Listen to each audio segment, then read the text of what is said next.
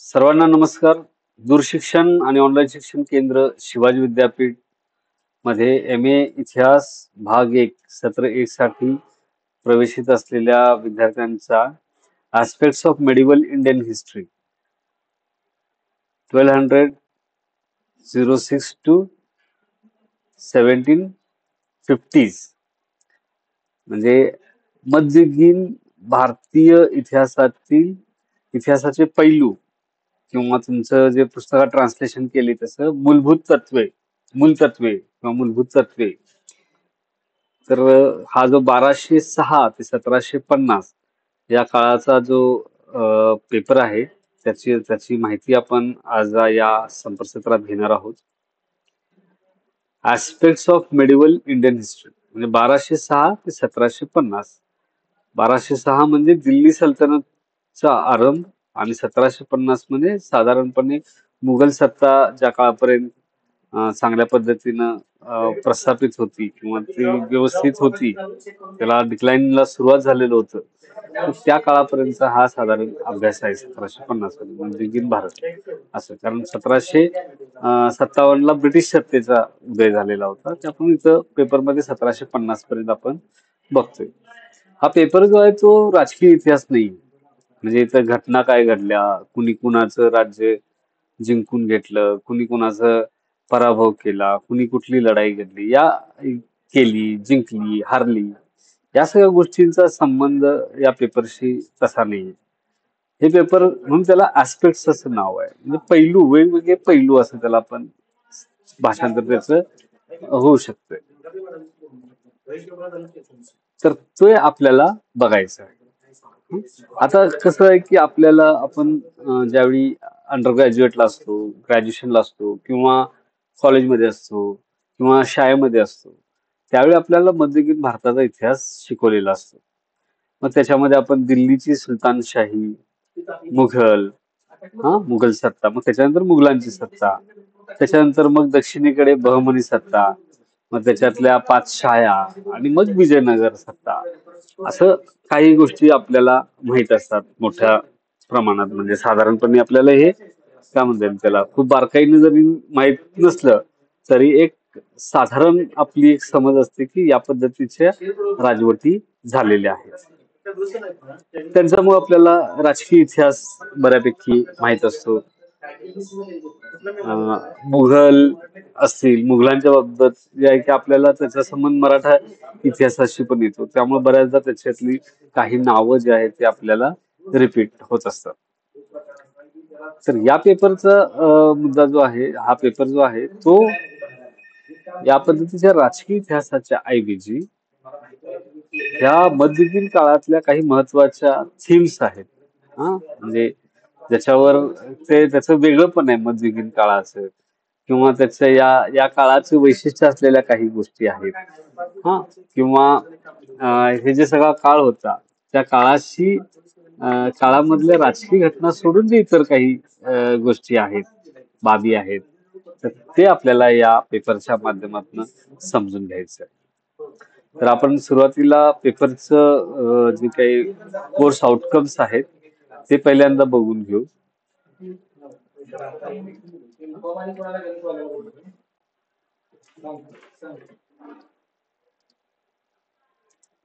Identifying foreign and indigenous sources of history. म्हणजे काय होईल की हा पेपर अभ्यासल्यानंतर विद्यार्थ्यांना हा जो मध्ययुगीन भारताचा इतिहास आहे तो अभ्यासण्यासाठी आपल्याला कोणती साधनं उपयुक्त ठरतात ते विद्यार्थ्यांना लक्षात येईल.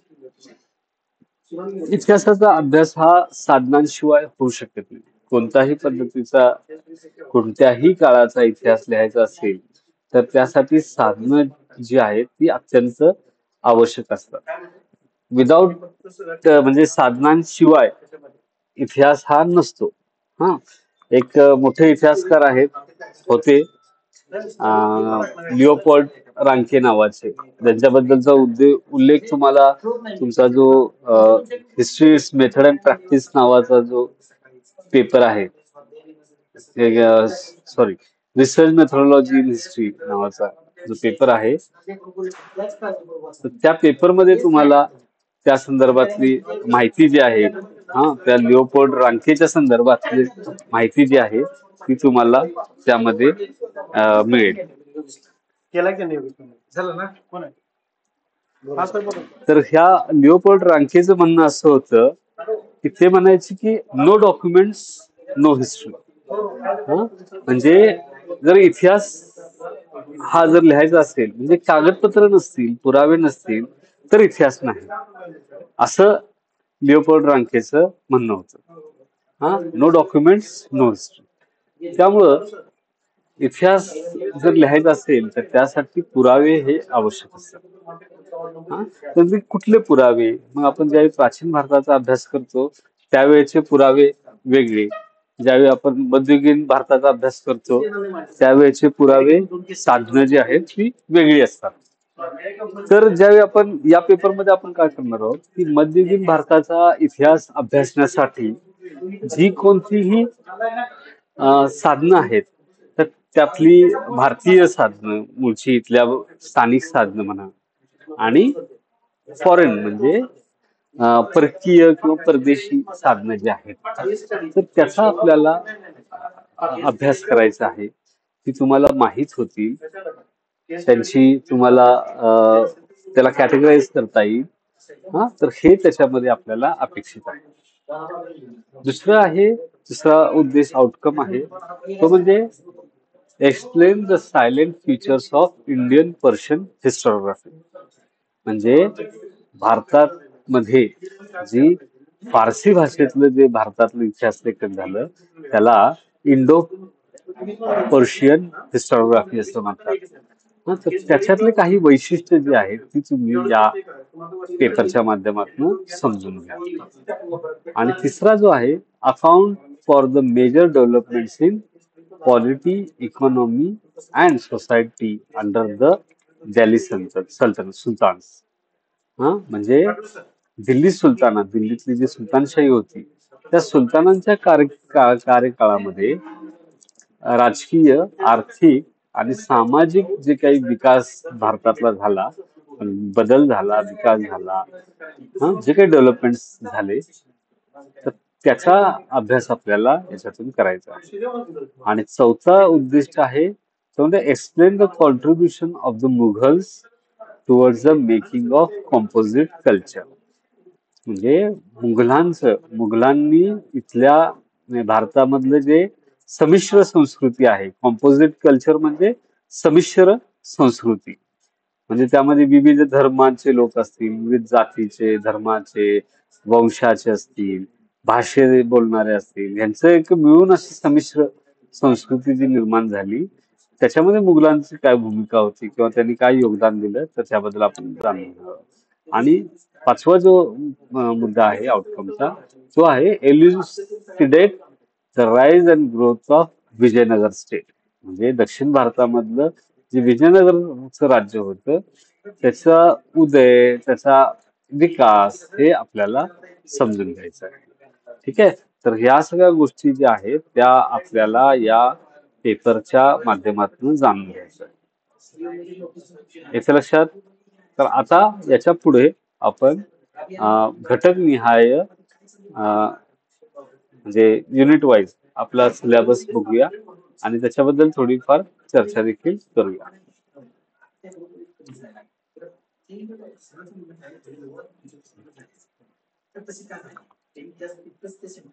आता हा मुद्दा आला. पहिला घटक जो आहे sources of historiography, sources and historiography. त्याच्यामध्ये मग इंडिजिनियस सोर्सेस आहेत, फॉरेन सोर्सेस आहेत आणि इंडो पर्शियन हिस्टोग्राफी आहे. म्हणजे आपले जे दोन उद्दिष्ट होते ना पहिले तर त्याच्यानुसार आपल्याला याच्यात अभ्यास करायचा आहे.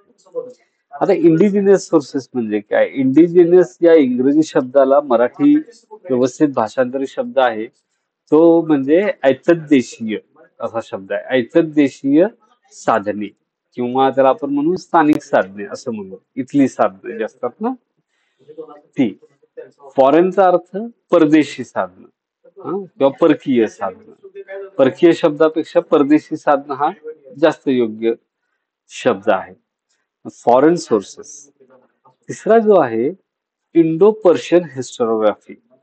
इंडो पर्शियन म्हणजे भारतामध्ये जे पर्शियन भाषेत पर्शियन भाषा ही मूळची पर्शिया या देशाची. पर्शिया म्हणजे आजचा इराण जो आहे तो देश. मग तिथली ही भाषा जी आहे तिचा मोठा प्रभाव हा अं, मध्य आशिया जो आहे तिथे होता. आणि तिथल्या ज्या काही टोळ्या असतील, राजवटी असतील, यांनी ज्यावेळी भारतामध्ये सत्ता स्थापन केली, तर त्यांच्यासोबत ही पर्शियन भाषा आपल्या भारतामध्ये आली. इथल्या राज्यकारभारामध्ये ती आलेली आपल्याला दिसते. आणि त्यातून मग काय झालं की भारतामध्ये जसा पर्शियन भाषेमध्ये इतिहास लेखनाची परंपरा होती आणि त्या इतिहास लेखनाच्या परंपरेचा ची जी परंपरा आहे ती भारतात देखील सुरू राहिली आणि त्यातून मग भारतीय सत्ताधीशांचा इतिहास जो आहे तो पर्शियन भाषेत लिहिला गेला.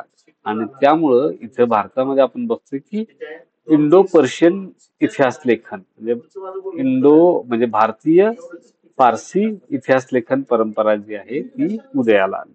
मग हे जे दिल्ली सुलतान होते, मुघल होते, यांचा इतिहास हा त्यांच्या काळातच लिहिला गेला पर्शियन भाषेमध्ये. हा, तर त्याला आपण हे इंडो पर्शियन या अर्थानं म्हटलं जातं.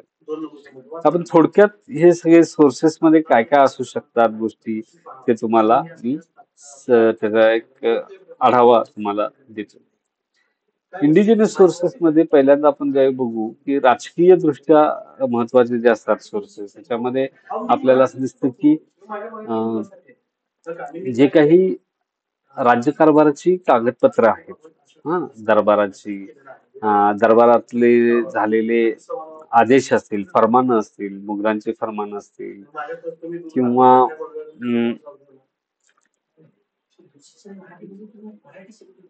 पत्रव्यवहार असेल, जो पत्रव्यवहार केला जायचा तो पत्रव्यवहार असेल किंवा काही शिलालेख असतील फारसी मधले किंवा संस्कृत मधले शिलालेख असतील ते शिलालेख आले. त्याशिवाय आता मराठी भाषेमध्ये आपण बघतो की आपल्याकडं मराठीमध्ये काय होतं, मराठा काळात बखर लिहिण्याची परंपरा होती. हा, म्हणजे बखर लेखन जे आहे तर त्या बखरीचा उपयोग पण काही बाबतीत आपल्याला साधनं म्हणून करता येतो, ज्याच्या आधारावर आपण इतिहास लेखन करतो. त्यासोबतच अं, काही धार्मिक ग्रंथ जे असतात त्या काळात लिहिलेले म्हणजे आता समजा गुरुग्रंथ साहिब जो आहे ग्रंथ, हा, त्याच्यामध्ये भक्ती चळवळीतले अनेक संत आहेत त्यांची ज्या कृती साहित्य कृती आहेत ते त्याच्यामध्ये समाविष्ट केलेले आहेत. मग त्यांचा वापर आपल्याला सामाजिक इतिहास समजण्यासाठी त्या काळात होतो. असे अनेक विभिन्न प्रकार जे आहेत ते इंडिजिनियस सोर्सेसचे असतात. हा, तर त्याच्यामध्ये ह्या भक्ती धार्मिक साहित्य असतं, काही वेळा वैचारिक दृष्ट्या लिहिलेल्या गोष्टी असतात. हा, त्यासोबतच आपण बघतो की ही दरबारी कागदपत्र असतात, दरबारी पत्रव्यवहार असतो. तर ह्या सगळ्या गोष्टी ज्या आहेत ते साधारण इंडिजिनियस सोर्सेस मध्ये आपण घेतो. आता इंडिजिनियस सोर्सेस मध्ये इंडो पर्शियन इतिहास जो आहे हा देखील इंडिजिनियस पर्शियनचा सोर्सेसचा भाग आहे, पण आपण त्याला इतिहास लेखनाच्या स्वरूपात तो लिहिलेला असतो म्हणून त्याला आपण थोडं दुसरा एक त्याची कॅटेगरी करून टाकलेली आहे. आता फॉरेन सोर्सेस काय असतात? फॉरेन सोर्सेस म्हणजे परदेशी व्यक्तींनी लिहिलेली त्यांच्याकडून तयार झालेली साधनं असतात. हा, मग याच्यामध्ये काय असेल की समजा आता काही परदेशी प्रवासी असतात, ते भारतामध्ये येतात. म्हणजे मनुची नावाचा प्रवासी, निकोलाय मनुची नावाचा असेल किंवा फ्रान्सिस बर्नियर नावाचा एक प्रवासी औरंगजेबच्या काळात येऊन गेला. हा, त्याच्या आधी मध्ययुगाचं सुरुवात होत असताना आपल्याकडे अल्बेरुनी नावाचा प्रवासी मोरक्कोहून भारतामध्ये आला होता आणि त्याने अल हिंद नावाचं पुस्तक लिहिलं होतं. त्याच्यामध्ये भारताची प्रचंड भारताबद्दलची माहिती जी आहे ती आपल्याला मिळते. कारण हे प्रवासी जे आहेत हे इथल्या लोकांच्या मध्ये मिक्स व्हायचे, म्हणजे त्यांच्याशी त्यांचा थेट संबंध आहे. तर ते व्यापारी प्रवासी व्यापाराच्या निमित्तानं असेल किंवा इतर प्रवासाच्या निमित्ताने इकडे यायचे, पण त्यांचा संबंध इथल्या लोकांशी यायचा, इथल्या बाजारपेठांशी यायचा, इथल्या शहरांशी यायचा.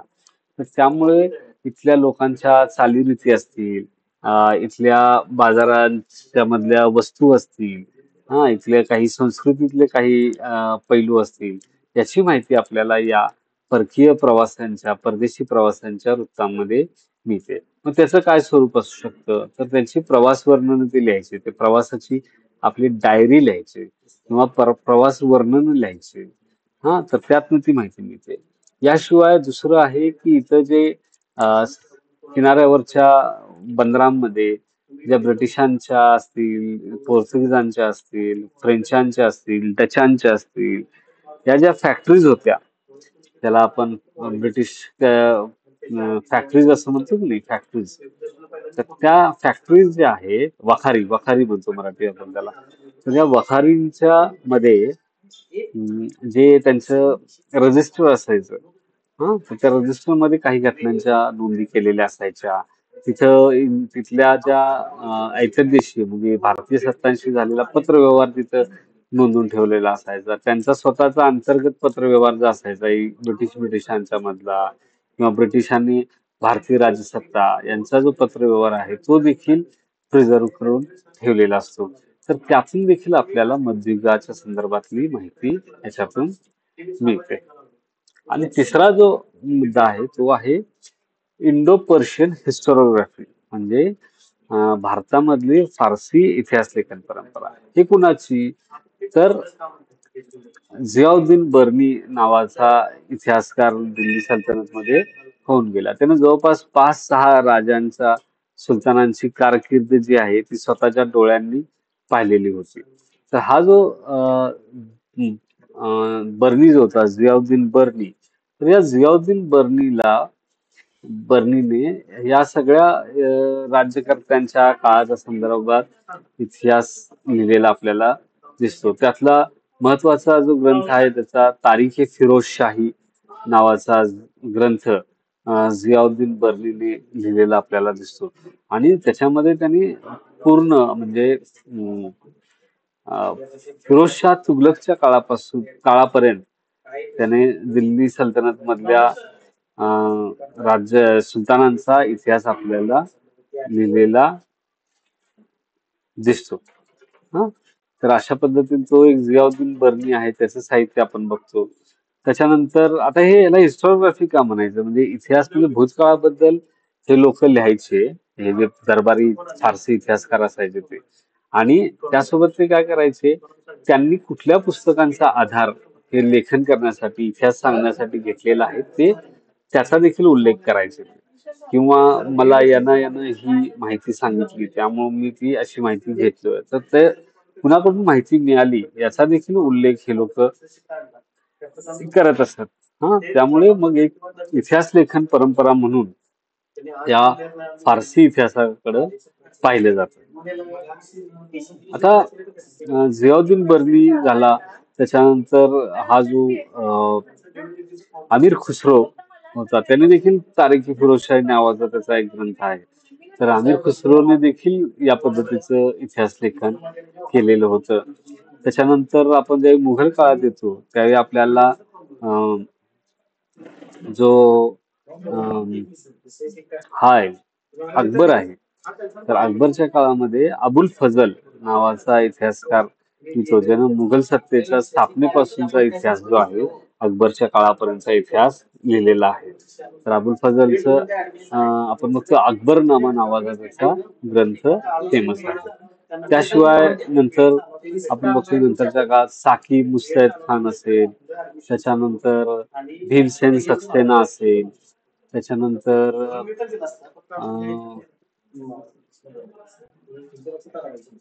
हे 3 जण तर आपल्याला माहित आहेत की हे प्रसिद्ध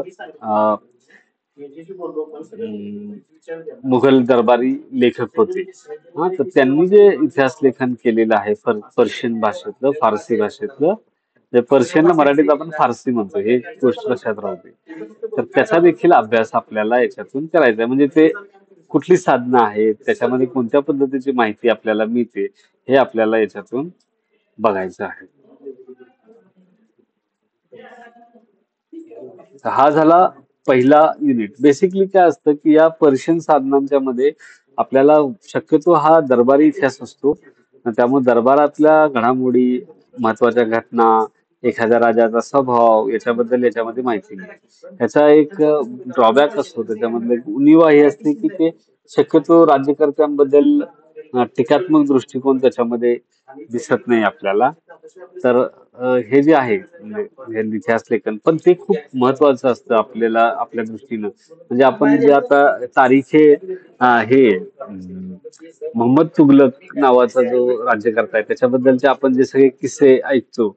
देवगिरीला राजधानी घेतली आणली, त्याच्यानंतर तांब्याचे नाणे त्यांनी पाडले आणि मग त्याच्यानंतर जो काही मोठा गोंधळ झाला सगळा नाण्यांच्या मध्ये, त्या ज्या सगळ्या गोष्टींची हकीकत आपल्याला कशी कळाली, तर ती आपल्याला या जियाउद्दीन बर्नी याच्या तारीखी फिरोजशाही जो ग्रंथ आहे त्याच्यातून आपल्याला ही माहिती मिळते. त्यामुळे ही सोर्सेस जे आहे, ही साधनं जी आहेत ती आपल्याला अत्यंत महत्वाची ठरतात आपल्यासाठी. ठीक आहे.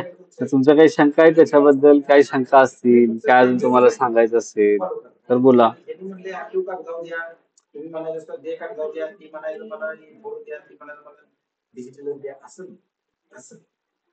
काही आहेत शंका? तर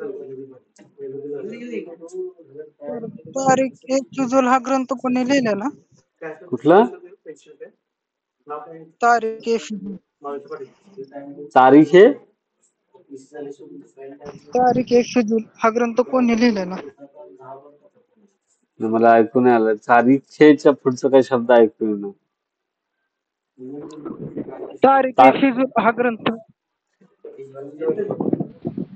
नाही, तुमचा आवाज क्लिअर नाही. कुणाला लक्षात आलं त्यांचा पुढचा शब्द काय आहे तो तारीखेच्या पुढे? कुणाला ऐकू आलं का?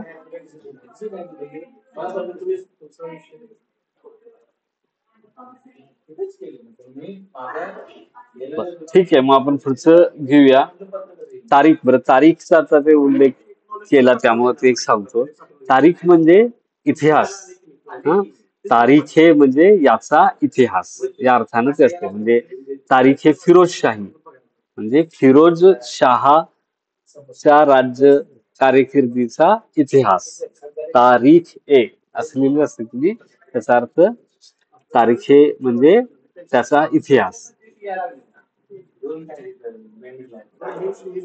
आता यासोबतच एक फक्त मुद्दा सांगायचा राहिला की काही राज्यकर्त्यांनी काही स्वतःची आत्मचरित्र लिहिलेली असतात किंवा त्यांच्याबद्दल कोणीतरी लिहिलेलं असतं. तर अशी पण साहित्य जे आहे पर्शियन भाषेतलं ते खूप उपयोगी ठरतं. उदाहरणार्थ बघायला झाले की सुझुके बाबरी जे आहे किंवा ज्याला बाबरनामा असं म्हटलं जातं, तर ते बाबरनामा देखील आपल्याला आपण बघतो की म्हणजे ते एक स्वतःच्या आत्मकथन असतं. स्वतःच्या स्मृती ग्रंथ म्हणू किंवा त्याला आपण म्हणतो की स्वतःच्या आठवणी लिहिलेल्या असतात ना, तर त्या पद्धतीचे ते ग्रंथ असतात. म्हणजे त्याला बाबरनामा तसा ग्रंथ आहे. याशिवाय सुझुके जहांगीरी हा जो ग्रंथ आहे याच्यामध्ये पण जहांगीरने आपल्या आठवणी लिहिलेल्या आहेत. त्यामध्ये मग आपल्याला अकबरच्या बद्दलची माहिती मिळते, जहांगीरच्या बद्दलची माहिती मिळते. बाबरनामा किंवा सुझुकी बाबरीमध्ये आपल्याला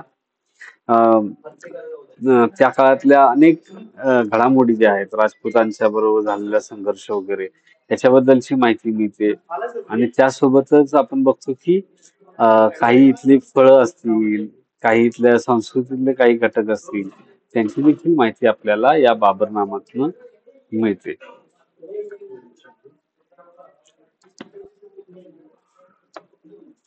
तर आपण ज्यावेळी तुमची काही आता याच्यावर शंका नसेल तर आपण पुढचा मुद्दा घेऊया.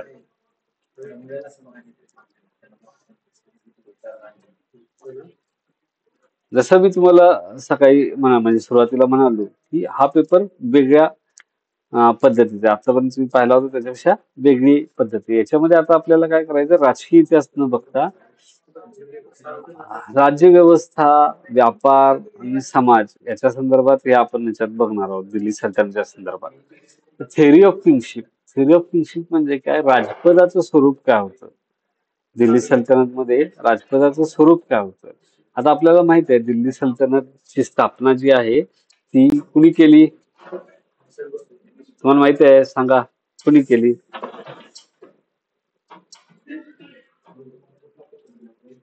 दिल्ली सल्तनतची स्थापना कोणी केली?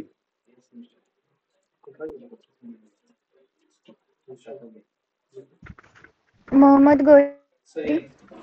हं? बोला बोला, लगेच. अजून आपलं बोलणं व्हायच्या आधी माईक म्यूट नाही करायचा. जोरात सांगायचं काय असेल ते. योगिता सांगा. मोहम्मद घोरीने कुतुबुद्दीन ऐबकला सांगितलं म्हणजे स्थापना. बर, पुढं काय झालं?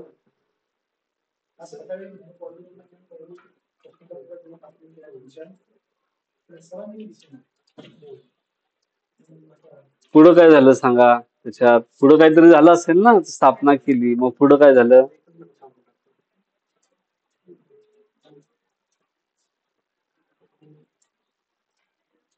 चला सांगा बघू, बोलायला पाहिजे, बोला.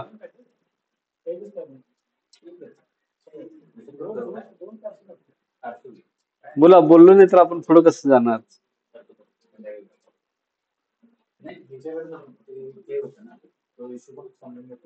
चला, कुणालाच माहित नाही अजून पुढं काय झालं त्याच्यानंतर.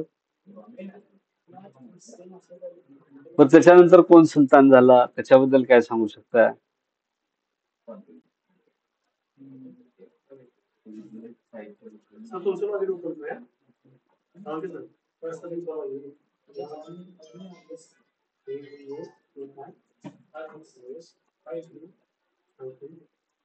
हा,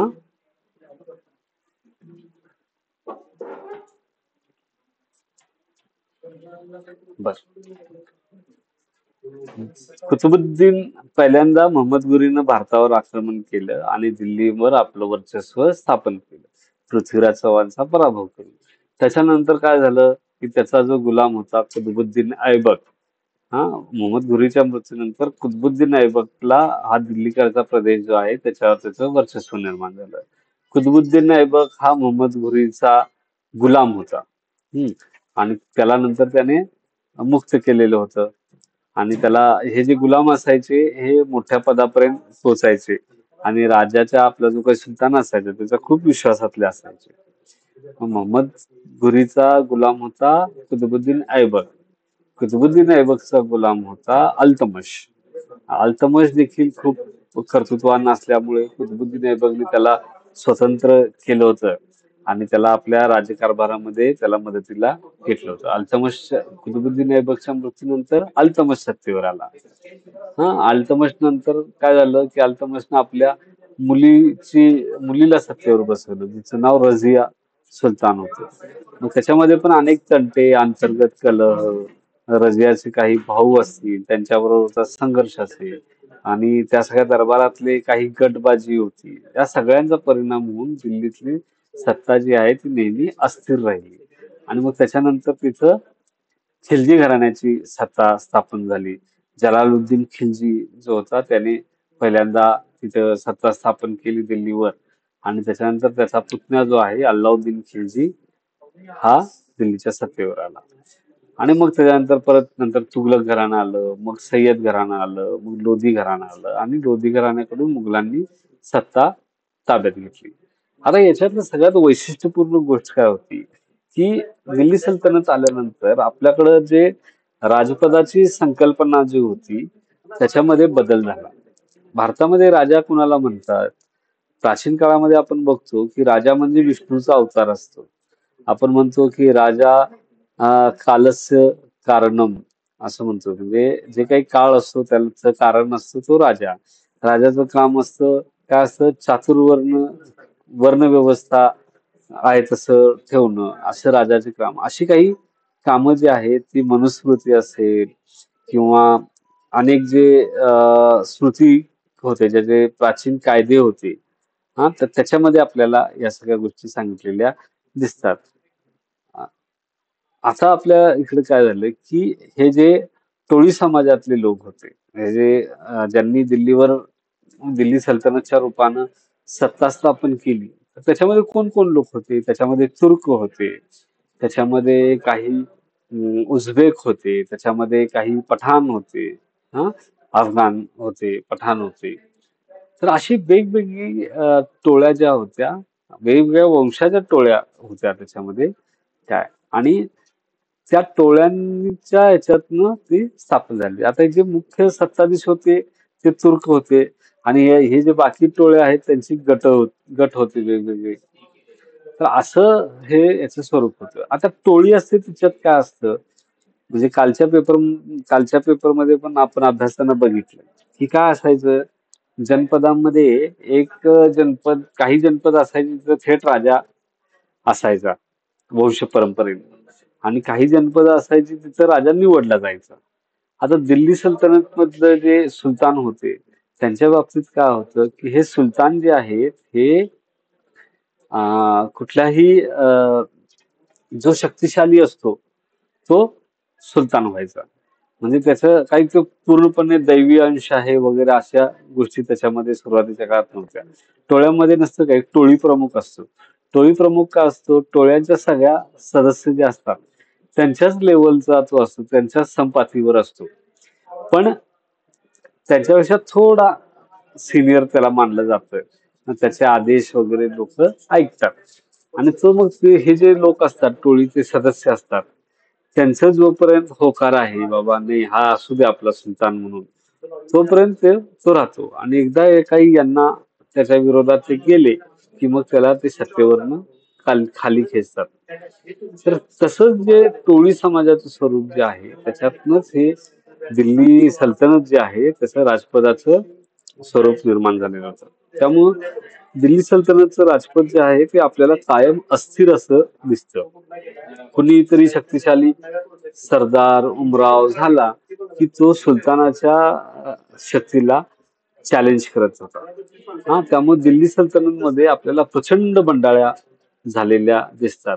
म्हणजे तुम्ही शाळेचा 5वी-6वीच्या इतिहासामध्ये ज्यावेळी दिल्ली सल्तनत मध्ये वाचलं असेल तर तो मोहम्मद तुगलक जो आहे की तो कधी उत्तरेकडे जातो तर दक्षिणेकडे बंड होतो, कधी दक्षिणेकडे जातो तो पण उत्तरेत बंड झालेला असतो, पश्चिमेकडे जातो तो पूर्वेत बंड झालेला असतं. अशा अनेक गोष्टी तुम्ही त्या मोहम्मद तुगलकच्या संदर्भात वाचताना तुमच्या लक्षात आले असतील. तर इतकी सारी बंडाळ्या होण्याचं कारणच हे आहे की राजसत्ता जी आहे ती पूर्णपणे त्याला त्याची लेजिटिमेसी जी आहे त्याची मर्यादित होती. जोपर्यंत त्यांचे जे गट आहेत वेगवेगळ्या सरदारांचे, हे जोपर्यंत राजा म्हणजे एखादा सुलतान सत्तेवर राहावा या मताचे असतात तोपर्यंत त्याला राहतात. त्याला एकदा समजा कोणीतरी आव्हान द्यायचा प्रयत्न केला तर त्याच्यातनं अस्थिरता वाढत जाते. तर हे दिल्ली सल्तनतच्या किंगशिपचं महत्वाचा मुद्दा होता. मग याच्यातला सुलतान जो आहे तो सगळ्यात सर्वोच्च स्थानावर होता आणि त्याच्या सोबत काम करायला त्याचा एक दरबार असायचा, त्याच्यामध्ये त्याचे वजीर असायचा, त्याचा सेनापती असायचा, अशा अनेक पद नेहमीप्रमाणे असतात.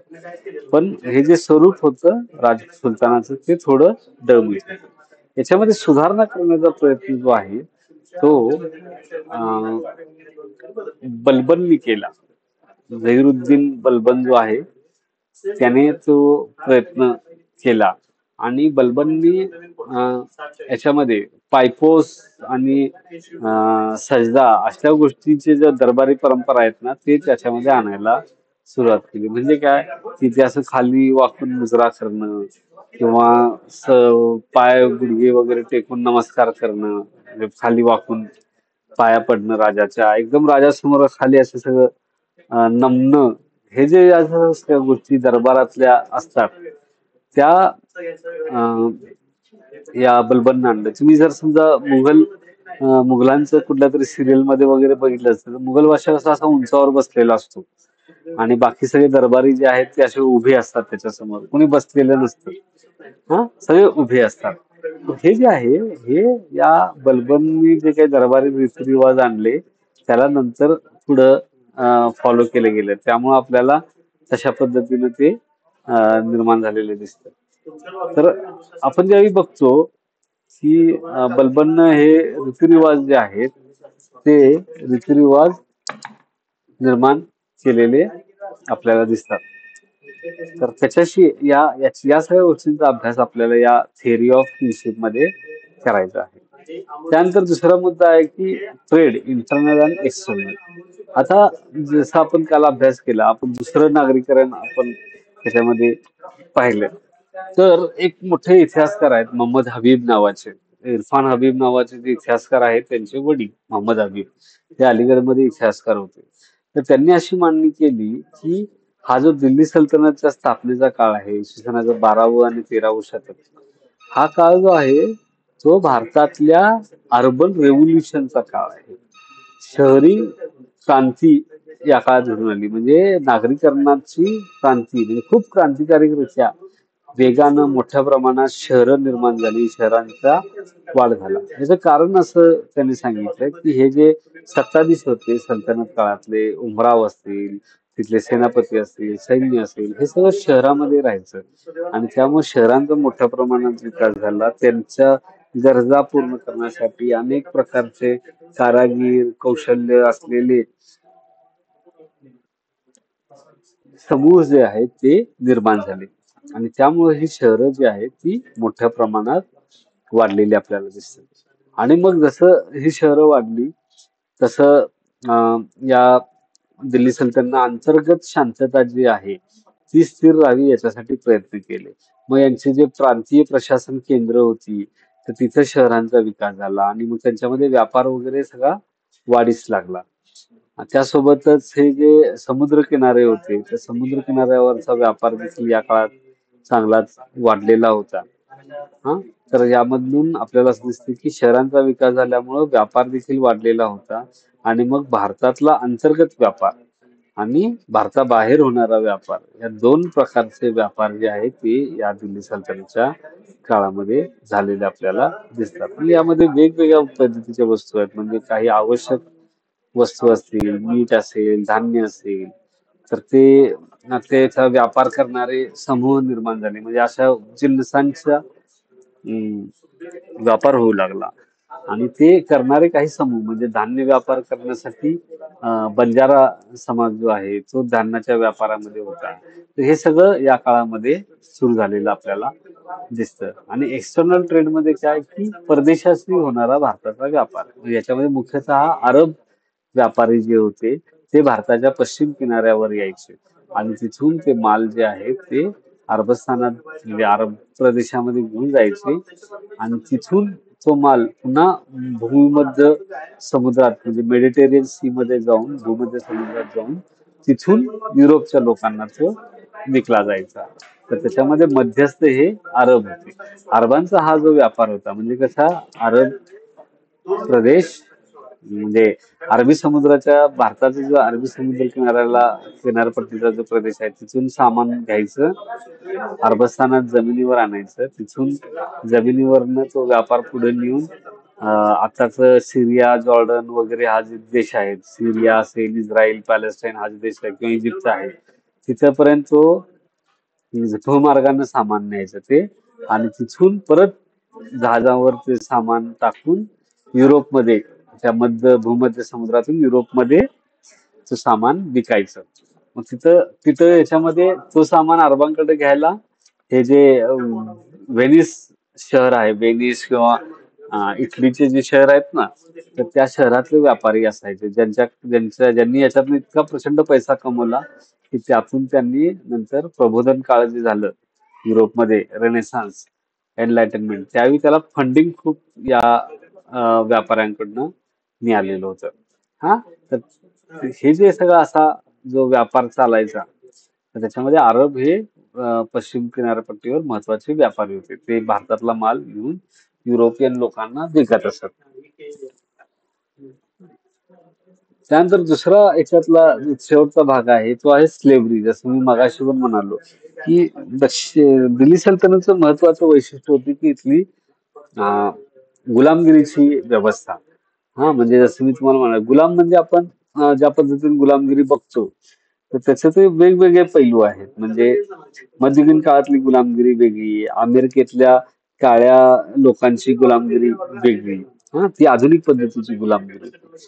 ही जी गुलामगिरी होती याच्यामध्ये काय करायचं, या लोकांना विकलं वगैरे जायचं. मग याच्यातले जे काही अं, अं, स- काय म्हणतात, जे कौशल्य असलेले गुलाम असतील त्यांना विविध कामं दिली जायची.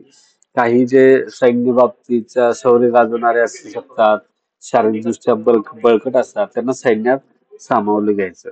आता याच्यामध्ये काय की आपण म्हणतो की गुलामांना फौजेत घेतलं म्हणजे फक्त लढाईला पाठवतो, नाही तर ते हिशोबाचं काम करायचं, त्यांचं प्रॉपर ट्रेनिंग व्हायचं, म्हणजे प्रशासनाच्या पण कामं ते करायचे.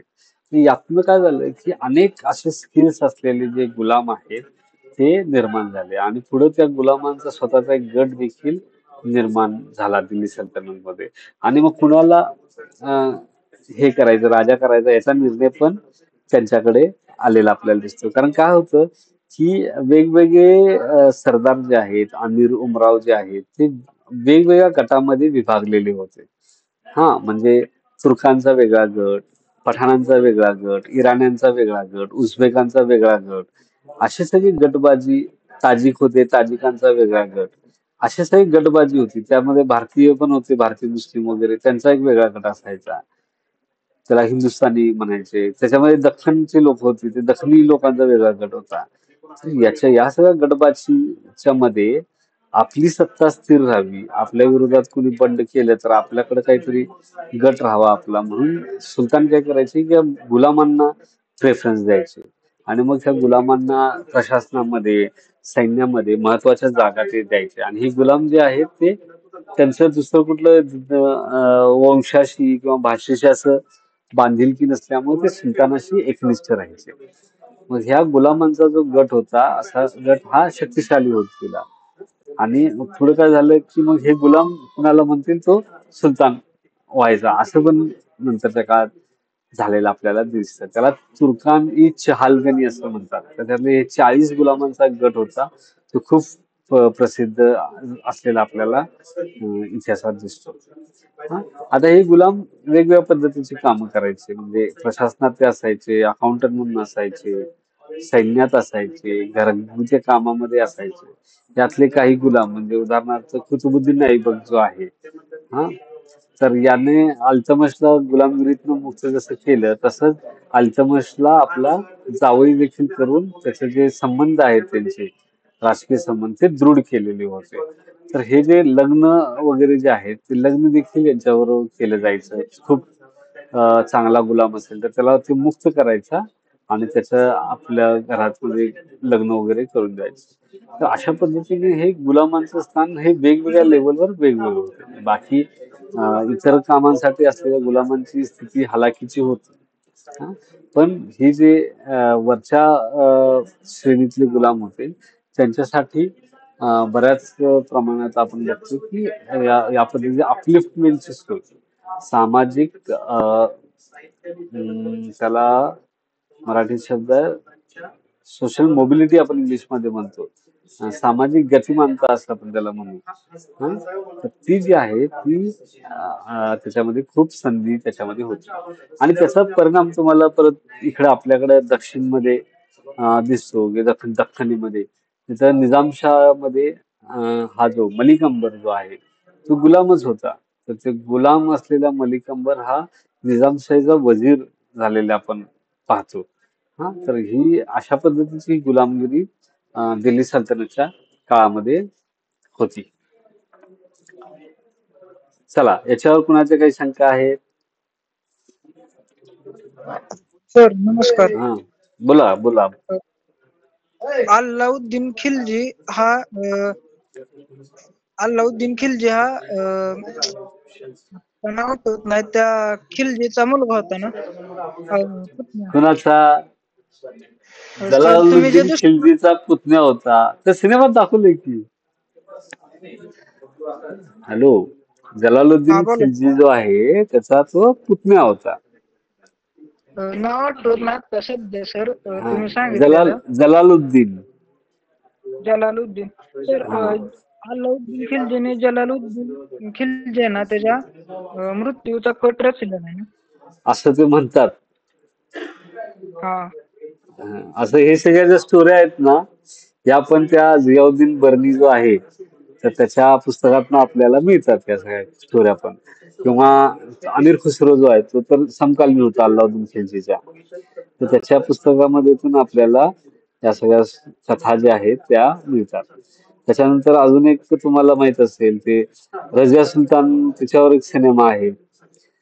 हा, माहित आहे का कुणाला? तुम्ही पाहिलाय?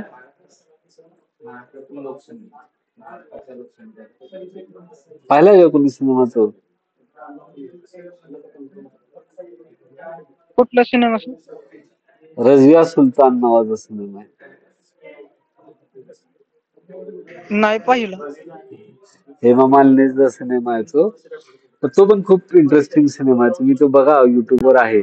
तर त्याच्यामध्ये तुम्हाला हे गुलाम आणि तुर्क यांच्यातला संघर्ष तुम्हाला दिसेल.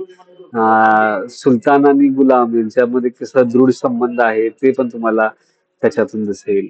त्यासोबतच सुलतानची गादी थोडी डळमळीत झाली की हे जे आमीर उमराव कसं बंड करतात, कशा एकमेकांच्या सोबत गट बांधतात, या सगळ्या गोष्टी ज्या आहेत त्या सिनेमामध्ये तुम्हाला दिसेल.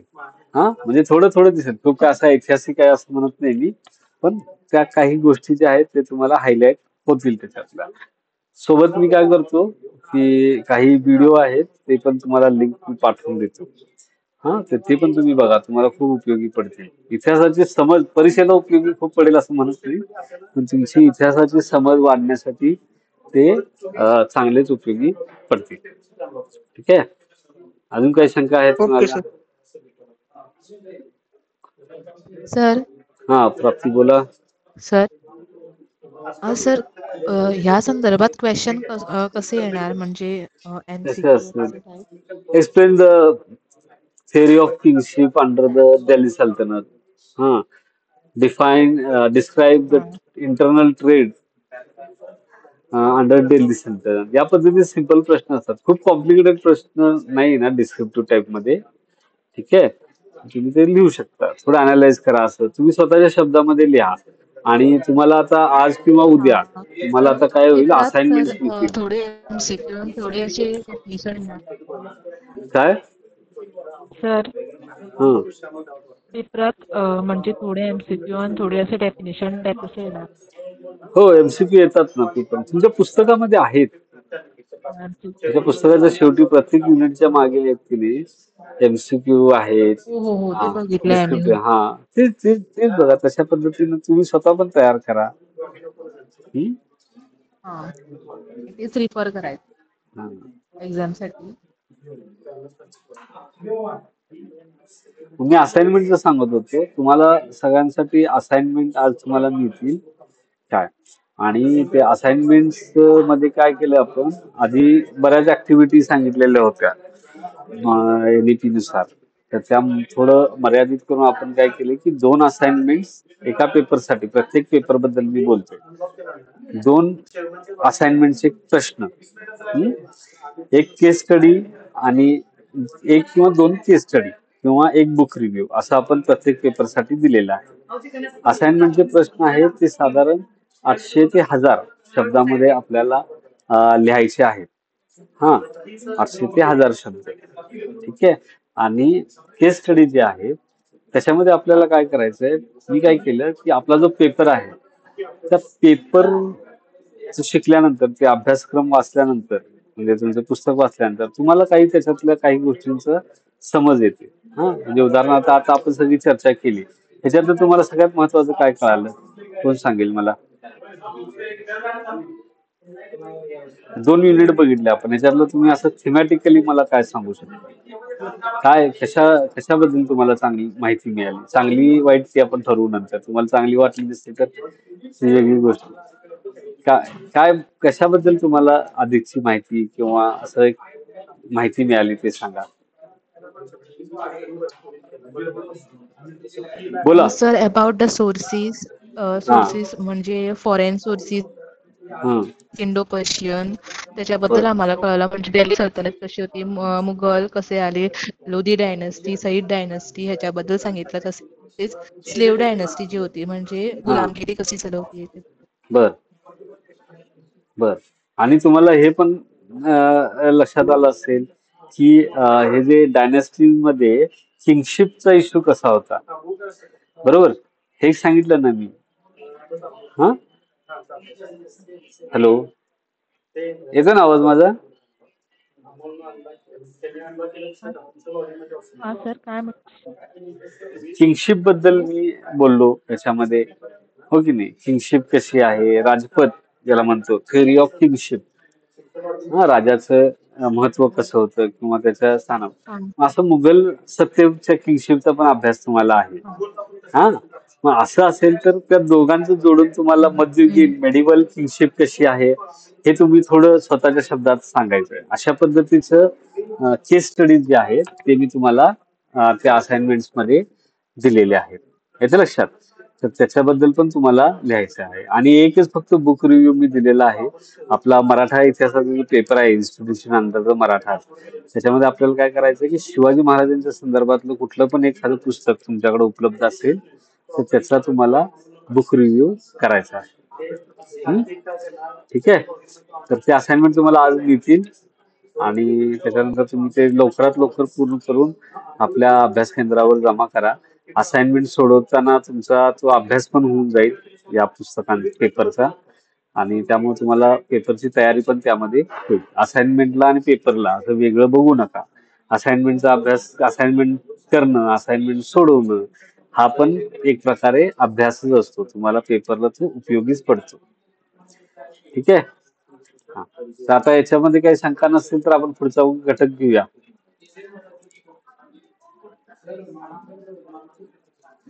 तेवढा तिसरा घटक सर असाइनमेंट्स किती तारखेपर्यंत द्यायचे पूर्ण करून? परीक्षेच्या आधी द्या. आता देतोय ना आपण. हा, कॉलेजने सांगितलं तर कॉलेजला सांगा की आम्हाला आता मिळाले आणि परीक्षेपर्यंत देतो म्हणून. ओके. हा ठीक आहे. सर, असाइनमेंट कोणत्या पेजवर लिहायचे आहेत? म्हणजे असं काय स्पेसिफिक आहे का? आखीव तवावर लिहा. आलं लक्षात? आखीव ताव लिहा, कारण तुमचं त्याच्यावर रेषा असतील तर तुमचं अक्षर तिरकं वगैरे होणार नाही. हा, फक्त त्याला आपण एक कव्हरिंग पेज देतो, ते कव्हर पेज तेवढं त्याला लावा, त्याच्यावर तुमची माहिती वगैरे असते. प्रत्येक असाइनमेंट साठी ते कव्हर पेज जोडणं आवश्यक आहे. बोला, पुढचं काहीतरी विचारत होता, परत म्यूट केला तुम्ही.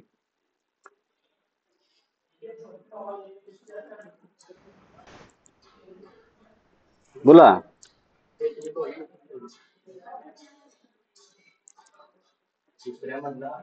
बरं, मी पुढचं घेऊ घटक.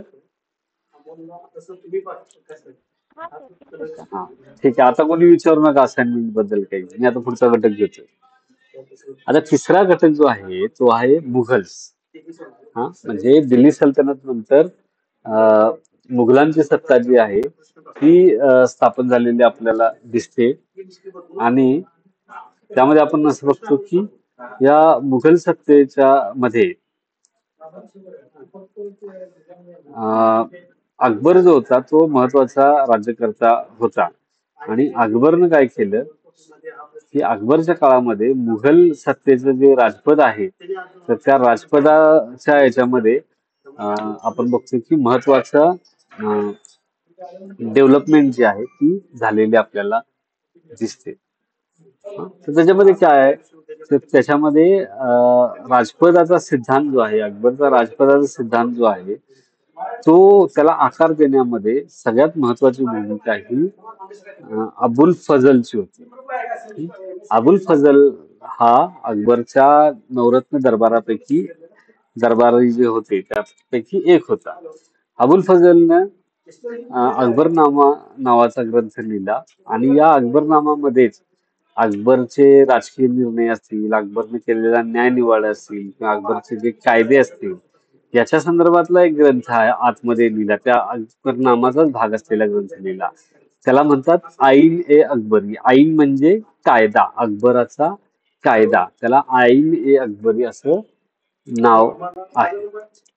तर हे जे दोन म्हणजे एकाधिक असलेले ग्रंथ आहेत त्या ग्रंथातून आपल्याला अकबरची राजपदाच्या बद्दलची धारणा, त्याची मांडणी, सिद्धांत हे आपल्याला कळतं. हा, तर तसा जो अकबरच्या राजपदाच्या सिद्धांताला समजून घेण्याचा सगळ्यात महत्वाचा प्रायमरी सोर्स आहे तो अबुल फजलनं केलेलं लेखन आहे, हे आपल्याला याच्यातनं लक्षात येतं. आता अकबरच्या काळातलं राजपदाचं काय महत्व होतं ते मी तुम्हाला एक प्रश्न विचारेन, त्याच्यावरून तुम्ही मला सांगाल असं मला वाटतंय. विचारू प्रश्न?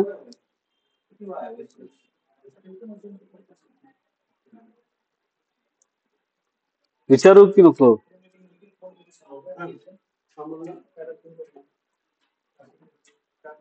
बर. 1857 मध्ये ज्यावेळी बंड झालं, आपण माहिती आहे आपल्याला, मंगल पांडेनं बंड केलं, मग मेरठच्या छावणीमधल्या शिपायांनी बंड केलं, त्या बराकपूरच्या छावणीत बंड झालं, असं सगळे बंडाळ्या झाल्या. आणि हे शिपाई सगळे जे आहेत बंड करणारे ब्रिटिशांच्या सैन्यातले शिपाई जे आहेत ते दिल्लीकडे गेले. आणि दिल्लीमध्ये जाऊन त्यांनी काय केलं? काय केलं?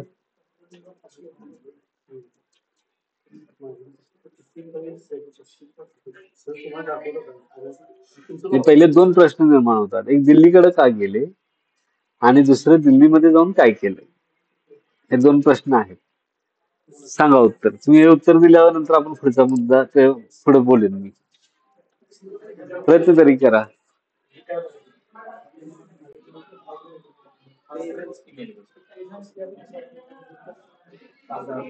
बोला. चला, प्राप्ती सांगा काय केलं, दिल्लीकडे का गेले हे, आणि दिल्लीत जाऊन काय केलं.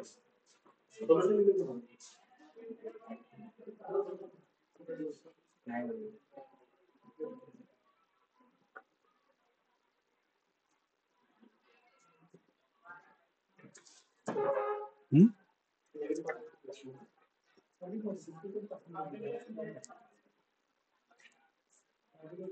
चला सांगा.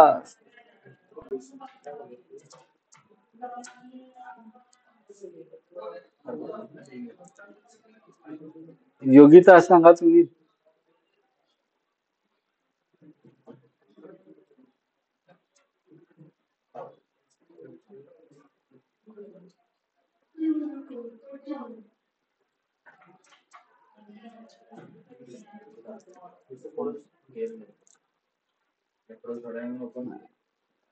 बरं.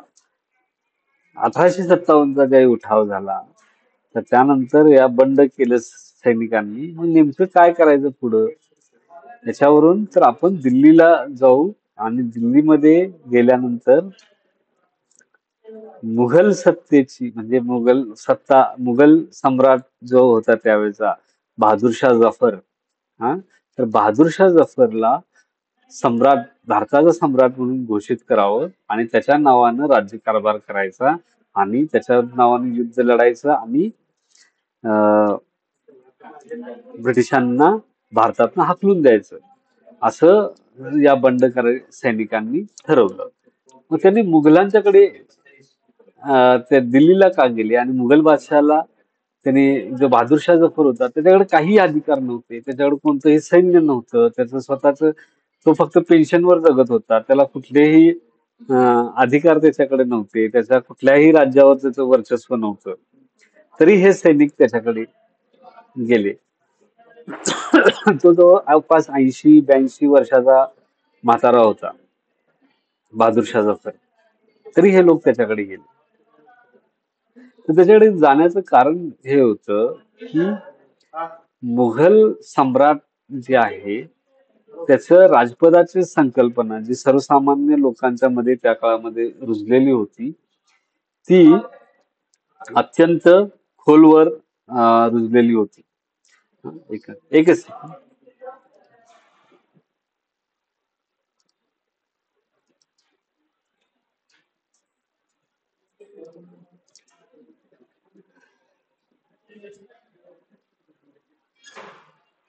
हॅलो, हा बोला ना. बर बर, झालंय का? अच्छा, आणि माझं सेशन चालू होतं.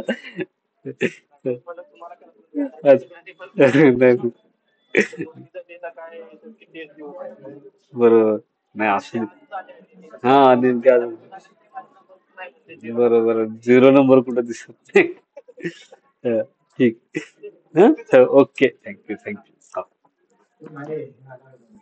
सर, आंबेडकरचं झालं, सीट नंबर आलं, तिचा फोन आला.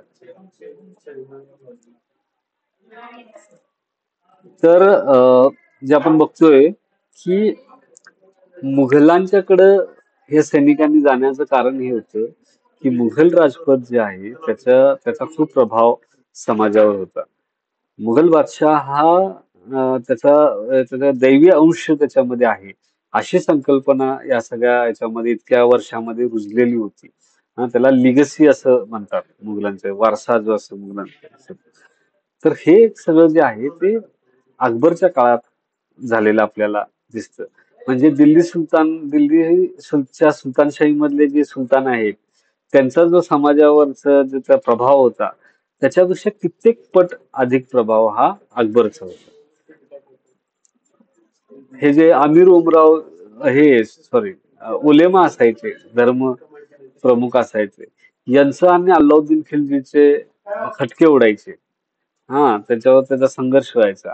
पण अकबरनं धर्माच्या संदर्भातली जी ऑथॉरिटी आहे, अधिकार जे आहे ते देखील स्वतःकडे घेतलेले होते. तर अकबरनं आपलं राजपद जे आहे ते अत्यंत मोठ्या लेवलला आणून ठेवलं होतं. मुघल राजपद जे आहे त्याच्यामध्ये त्याला शहेनशाह असं म्हटलं जातं. शहेनशाह म्हणजे शहा असतात ना, जे राजे असतात त्यांच्यापेक्षा राजांचा राजा, ही जी संकल्पना आहे ही मुळात इराण मधली संकल्पना आहे. शहेनशाह किंवा पातशाह असं म्हणतात, बादशाह हे जे आपण म्हणतो ते. त्याच्यानंतर जिल्हे इलाही नावाची एक संकल्पना या मुघल राजपदामध्ये वापरली जाते. जिल्हे इलाही म्हणजे काय, तर इलाही म्हणजे देव आणि जिल्हे म्हणजे त्याची सावली. बादशाह म्हणजे कोण, तर हा खुद्द देवाची सावली होता. अशी संकल्पना याच्यामध्ये अकबरनं आणलेली आपल्याला दिसते. त्यामुळे काय आहे की मुघलांच्या दरबारामध्ये आपण गेलो की तिथं सजदे करायला लागायचे. म्हणजे जे असं एकदम दोन्ही हात आणि गुडघे टेकून डोकं जमिनीवर लावावं लागायचं. म्हणजे बादशहाचं जे पद आहे त्याला परमेश्वराच्या लेवलचं पद जे आहे ते अकबरानं बनवलेलं होतं. त्या पद्धतीने त्याचं स्थान त्यांनी बनवलेलं होतं. तर हे आपल्याला याच्यातनं अभ्यासायचं आहे की त्याच्यामुळे काय झालं की मुघल बादशाह जे आहेत त्यांच्या वारसदारांपैकीच कुणाला तरी लोक सत्तेवर बसवायचे किंवा मुघलांना दूर करून थेट स्वतःला लोकांना सत्तेवर बसता येत नव्हतं. तर हा प्रॉब्लेम जो आहे नंतरच्या काळामध्ये झालेला आपल्याला दिसतो.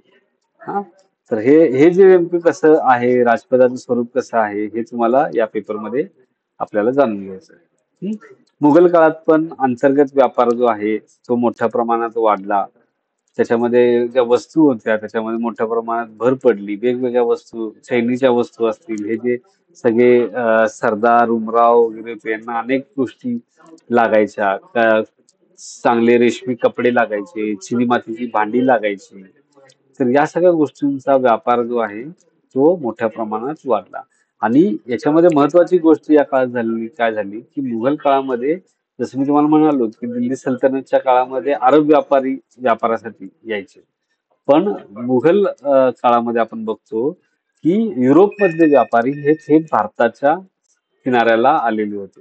वास्को द गामानं केप ऑफ गुड होपला वळसा घालून ज्यावेळी तो भारतात आला आणि भारतात येण्याचा जो समुद्री मार्ग त्यांना सापडला, त्यामुळे काय झालं की केप ऑफ गुड होपला वळसा घालून आल्यामुळं युरोपचे अनेक कंपन्या ज्या आहेत त्या भारतामध्ये व्यापारासाठी येऊ लागल्या. त्याच्यामध्ये आपण पोर्तुगीज, डच, इंग्रज, फ्रेंच हे सगळे त्याच्यामध्ये आले. मग यांच्यासोबत होणारा मसाल्यांचा व्यापार असेल, तो युरोप बरोबर होणारा व्यापार, हा एकूणच व्यापार जो आहे तो मुघल काळामध्ये वाढला. आणि ही जी बंदरांची शहरं आहेत, सुरत असेल किंवा कोकण मधलं दाभोळ असेल, दापोली असेल, गोवा असेल, या बंदरांमध्ये होणारा व्यापार जो आहे तो देखील आपल्याला वाढलेला दिसतो. आता कॉम्पोजिट कल्चर म्हणजे काय, तिसरं जे कॉम्पोजिट कल्चर म्हणजे संमिश्र संस्कृती. भारतामधले भारतातले जे विविध भाषिक लोक आहेत, विविध धर्माचे लोक आहेत, त्यांना मुघल हे जे सम्राट आहेत मुख्यतः अकबरनी त्यांच्यावर सगळ्यांच्या बरोबर एकोपाने राहण्याच्या संदर्भात प्रयत्न केले आणि त्यातून एक गंगा जमनी तहजीब ज्याला असं म्हणतात, गंगा जमनी संस्कृती ज्याला म्हणतात, ती उदयाला आली. तर त्याचा अभ्यास जो आहे तो आपल्याला या कंपोजिट कल्चर मध्ये करायचा आहे. चला, याच्याबद्दल काही शंका आहेत की कुणाला? नसतील तर पुढचा घटक घेऊया.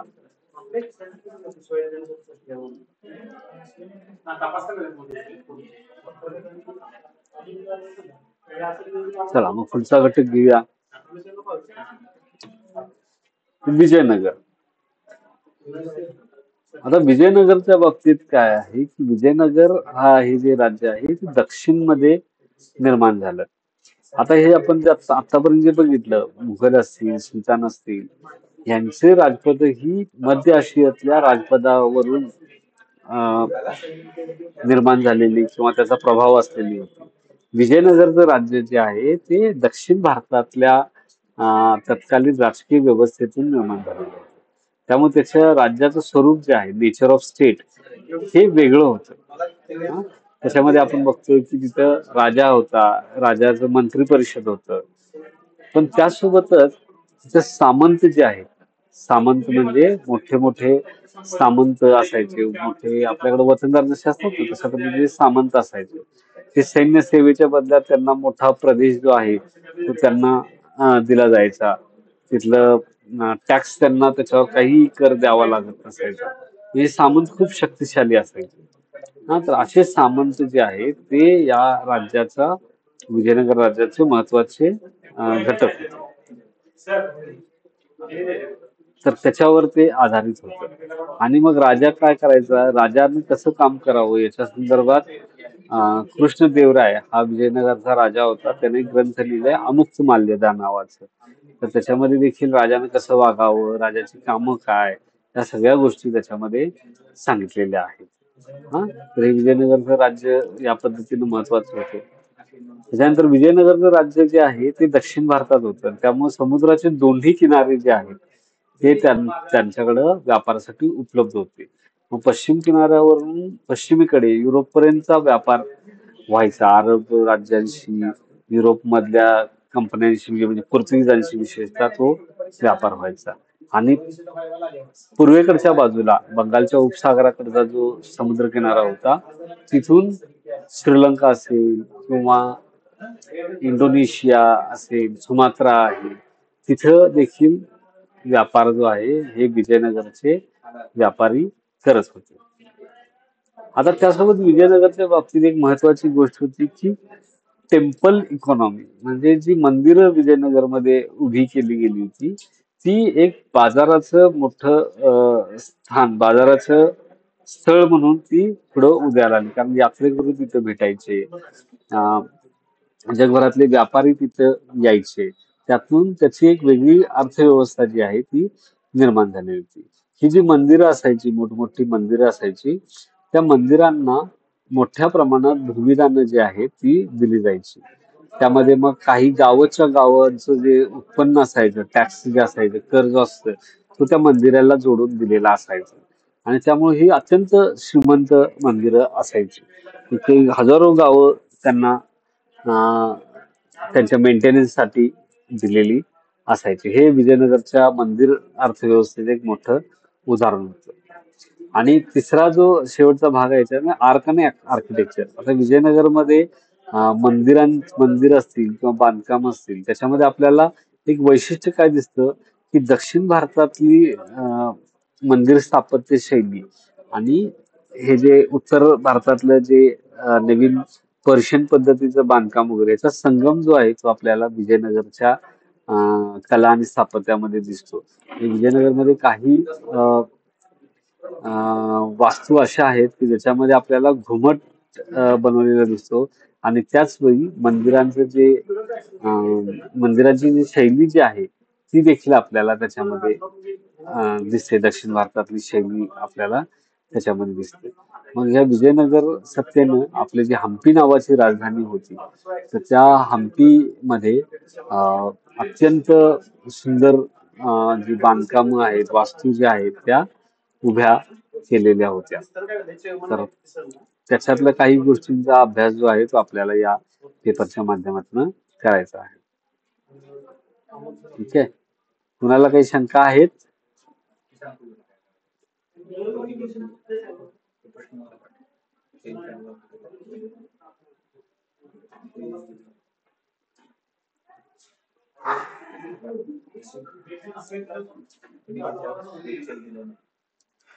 काही शंका असतील तर सांगा.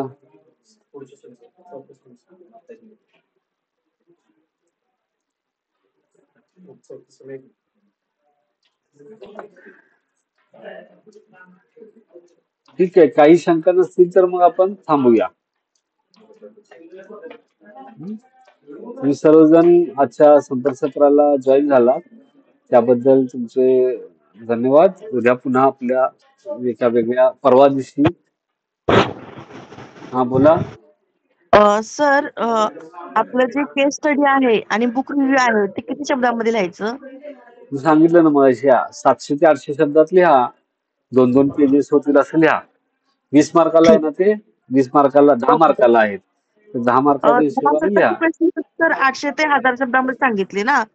तुम्ही आणि तुम्ही कधी आता म्हणालो काय? मगाशी तुम्ही म्हणला 800 ते 1000 शब्दामध्ये 10 मार्काचे क्वेश्चन तुम्ही बोललात आणि केस स्टडी आणि ते रिव्ह्यूचं पण 10 मार्काला आहेत. ते पण 10 मार्कालाच आहेत. तर 10 ते पण मार्क. तेवढंच लिहा ना. बुक रिव्ह्यू फक्त एक असेल. सगळ्या पेपरमध्ये फक्त एकच असेल बुक रिव्ह्यू. बाकी प्रत्येक पेपरला 2-2 केस स्टडी आहे. ओके. केस स्टडी म्हणजे तुम्हाला लक्षात आलं काय? लक्षात आलं केस स्टडी म्हणजे? केस स्टडी म्हणजे आपण जे आता समजा तुम्ही एक्झाम्पल मगाशी सांगितलं की बाबा आपण आता एखादा आता हा चॅप्टर आपण शिकलोय किंवा पुढे आता हे आपण पुस्तकामध्ये आपल्याला नेमकं काय संदर्भ दिलाय. हा म्हणजे नेमकी कुठलं काय कोणत्या हा. गोष्टी आपल्याला समजतायत त्याच्याबद्दल लिहायचं आहे. तुम्ही विषय दिला. आता याच्यात काय दिलं या पेपरला? तुमच्या लक्षात आलं असेल की या पेपरमध्ये मध्यवर्ती गोष्टी 2-3 आहेत. काय आहे? एक राजपद आहे. राज्य राजपद. दुसरं आहे व्यापार आहे. तिसरं आहे आर्थिक. त्यातलं व्यापार महत्वाचा आहे आणि राजपद आहे. मग मी याच्यात राजपदाच्या सिद्धांताबद्दल विचार. मध्ययुगीन राजपद कशी होती? तुम्ही त्यात सांगू शकता. दिल्ली सल्तनत मध्ये असं होतं, मुघलांमध्ये असं होतं, विजयनगरमध्ये असं होतं आणि याच्यामध्ये आपल्याला समान अशा गोष्टी दिसतात. बघ असं ते मांडायचं. थोडं आपलं डोकं याच्यामध्ये चालवायला लागेल तुम्हाला. ओके. ठीक आहे. ठीक आहे चालेल सर. हा. आणि कुणाला काही शंका आहेत का? मी एकदम बंद करताना तुम्ही शंका विचारता. विचारा आता काही शंका असतील तर. आता मी थांबवणार आहे. आहेत काही शंका?